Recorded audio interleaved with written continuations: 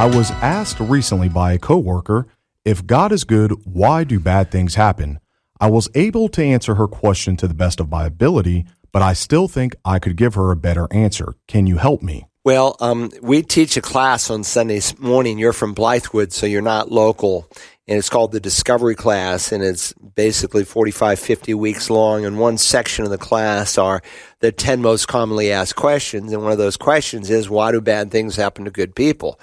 Or maybe you should ask, why do good things happen to bad people? Or a lot of different ways you could think through it. And not all of those are online yet. I hope to, by God's grace, to have the whole course up there.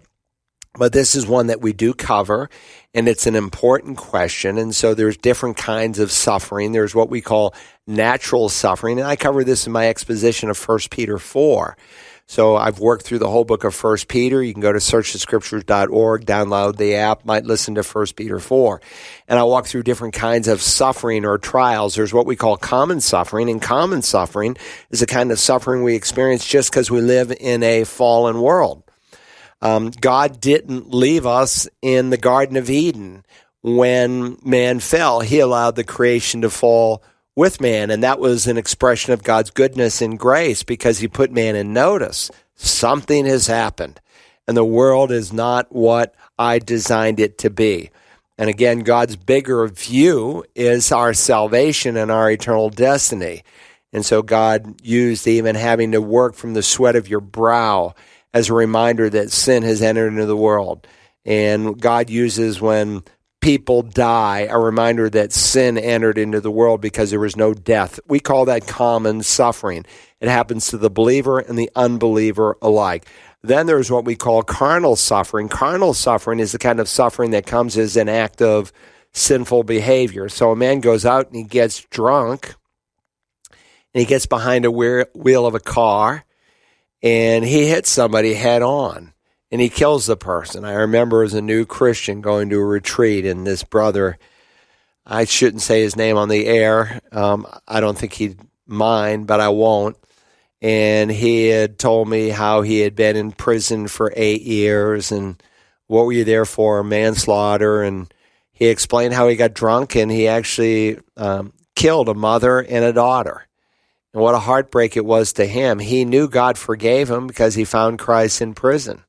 That's what we might call carnal suffering. And so sometimes we suffer at the hand of someone else's sin. Someone breaks into your house and they violate you. We should be praying for the northern tier of India because on March the 1st of 2025, there's a planned attack against Christians. You don't hear much about the persecution in India, but it's very severe in the northern tier of the country, where Hindus are attacking Christians.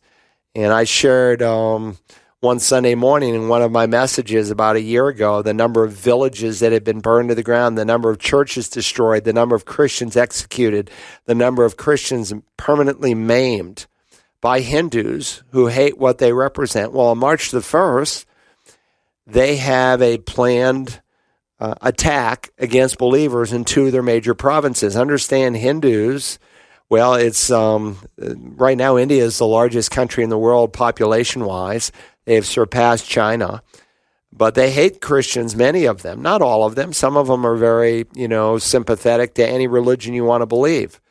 But the prime minister of India is a Hindu, and so he's turned his eye the other way. I asked one of my men this morning to call two of our senators. He's going to call this morning and to try to get in the ear of our president who's supposed to meet with the prime minister, I think, in the next day or two, what's going to happen to put some pressure on him.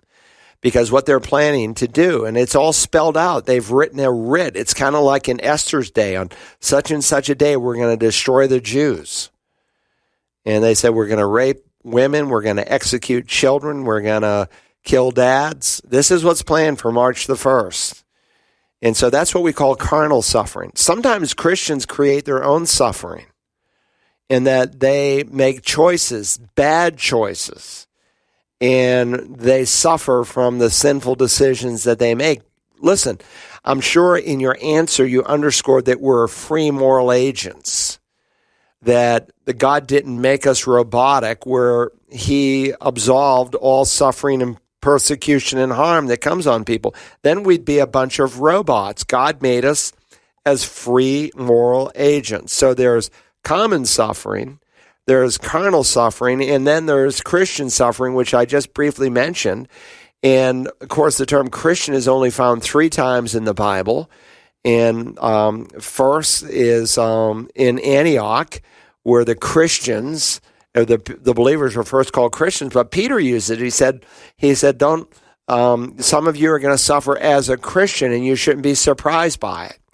Why? Because Jesus promised it. If they hated me, they'll hate you, and the servant is not above his master. So that's the short answer. I would push you to that sermon on 1 Peter 4, and I think it would be very, very helpful. It's about an hour long, and it will take you a little bit further. Dr. Carl Broggi answers your questions about the Bible and living the Christian life Tuesday mornings at 11 on The Light, 88.7 FM, and online around the world at wagp.net.